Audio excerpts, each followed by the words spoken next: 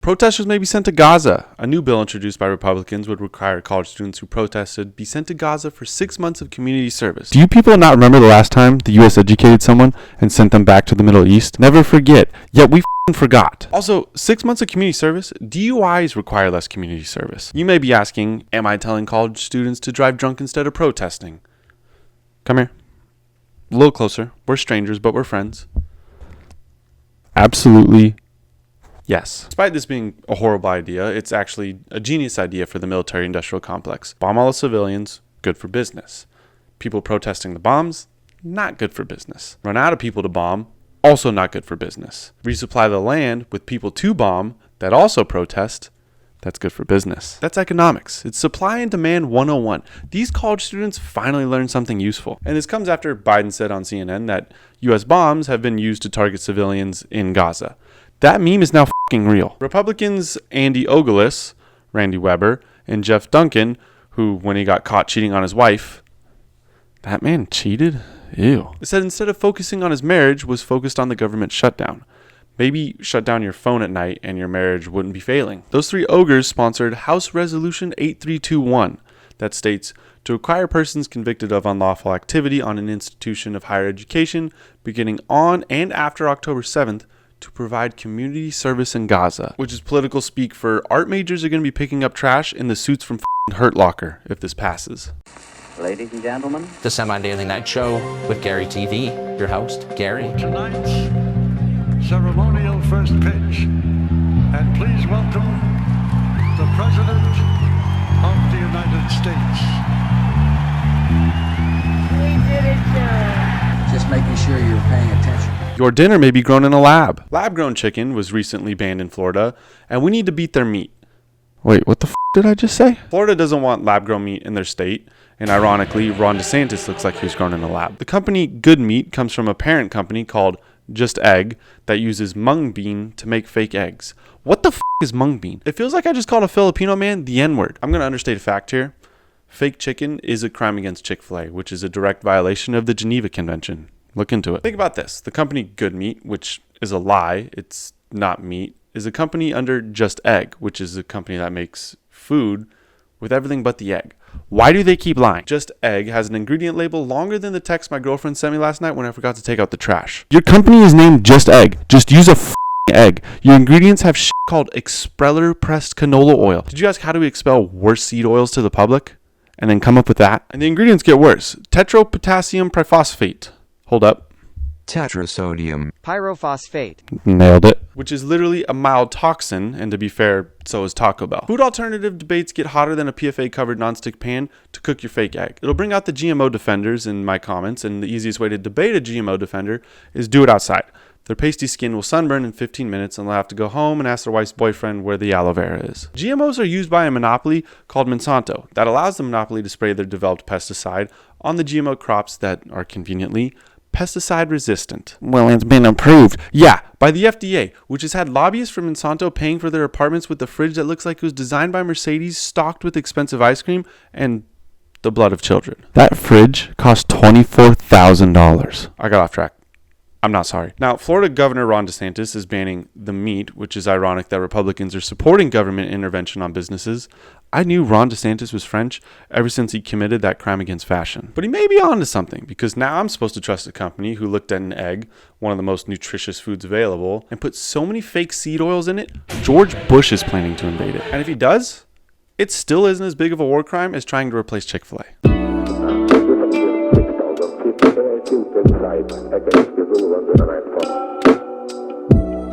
RFK Jr. found a worm in his brain. He announced that he was experiencing memory loss and brain fog. Dog, you'd be perfect as president. That's like the one requirement these days to be a politician. Our president the other week said his grandpa's got eaten by cannibals, that he used to take a train over the bridge that collapsed despite there not being any train tracks on it, and trips upstairs more than me after I have 8 tequila sodas. The news has been saying RFK Jr.'s brain scan showed a parasitic worm in his brain. Admittedly, I thought this was just journalists being mean. I had no idea this was real. Now, am I going to spend the next few minutes convincing you the CIA probably placed that in his brain? No, but I want to. But this might explain some of his tweets or where he hit on that girl on TikTok who was twerking. You devious dog, RFK. RFK Jr. has been known to be fit for his age.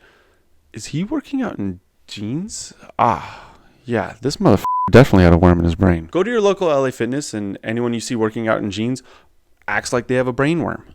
I didn't record that. Joey Swole, don't come for me. CNN has been running this story more than when Trump had a Twitter. They even got a neurosurgeon on breaking it down with a brain model explaining this. RFK Jr. also said he would eat 5 more and debate both Trump and Biden. That would make it a level playing field against Biden, so this might be a requirement come our presidential debates this fall.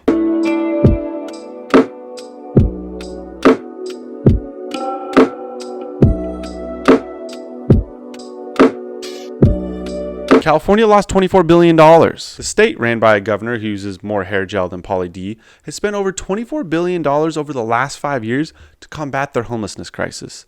And they failed their audit. The state has zero data on how the money was spent and what it went to. Oh, geez. I wonder where state funds went when the governor of a state owns a vineyard estate in Napa and dresses like a slightly above middle-aged dad who cheated on his wife. The Prada shoe fits, I guess. 9 agencies introduced 30 programs to help the homeless, and none of them delivered a single result. Not even a McDonald's receipt for a panhandler. It was reported that a single homeless person can cost the state $50,000.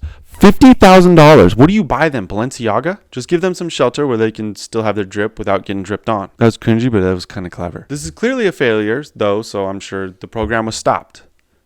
The state has approved 4 more rounds of funding. I hate it here. The council says it doesn't have the funds to continue looking for the data. You don't have the funds after $24 billion to find the data that you made? We live in Ukraine at this point. The report goes on to say that one shelter reported that Mickey Mouse and Superwoman were names on the homeless list at the shelter. So clearly this is working. I figured the Superwoman movie was bad, but I didn't know was that bad. But superhero movies deserve that. If you're a grown adult watching superhero movies, you probably have a Reddit account and a search history that keeps you 300 feet from a school.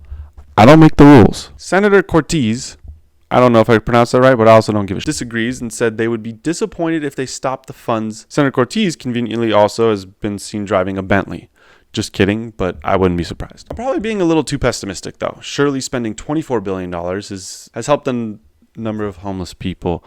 It's increased. How did it increase? This state is so f***ed, it needs John Taffer. Ugh. That's your future. Broken!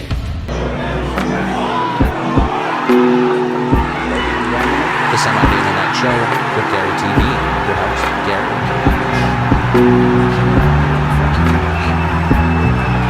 Gen Z is in debt, and I think I know why. Gen Z is using buy now, pay later programs like Affirm and Afterpay for daily essentials and things like lighter fluid, de-icer, and trash bag. That's the kind of checkout cart that gets you flagged on a list, brother. And who the f*** is Afterpaying trash bags? The only person who needs that many trash bags was Ted Bundy. NBC News interviewed 27-year-old Benjamin. The 27-year-old said he had to use a payment plan app for a discounted $40 Instacart purchase. Why don't you just instantly solve the problem and go to the store yourself? Also, how do you set up a payment plan for $40, Benjamin? Or has no Benjamins, as we should call you. Got him! That was mean. I apologize. Not everyone can afford bread, which explains why you got no bread. Got him! Got him again, but okay, sorry. I had to. Makes No Benjamins is a video editor that makes less than $7,000 a year after getting his bachelor degrees in history. That's confusing. He would know that no one in history can live off $7,000 a year. How did you not learn that, Benjamin List Benjamin? I sound like Caleb Hammer at this point. Some people are even taking e-gift cards to grocery stores, sending to themselves, using that as a down payment for their grocery store purchases, and after paying their purchases so they can get everything they want before payday. Holy shit, we're fun. The data is starting to show negative. Benjamin List Benjamin and his colleagues are struggling financially. Reports show the average credit card debt from 22 to 24-year-olds was $2,834, which is a 23% increase from 10 years ago. Gen Z needs to grow up. $2,000 in credit card debt is light work. The only way to get your credit score higher than Biden on a speech night is by getting into extreme credit card debt and then paying it off in 6 months. That is financial advice, by the way. According to TransUnion, the credit reporting agency, not a union for the alphabet people like I thought it was, reported that luxury spending is up, which is economic speak for everyone's buying fake shit off Temu. I know you dudes who work at Albertsons, nothing wrong with that, but I know your $7,000 Cartier bracelet is as real as the Louis V bag you bought your girlfriend. This is a sign of the times. We have people buying fake shit off Temu, using fake payment loans to buy their fake eggs and now their fake chicken. And people thinking they can live off $7,000 a year. Holy shit, there's a bubble. There's a bubble.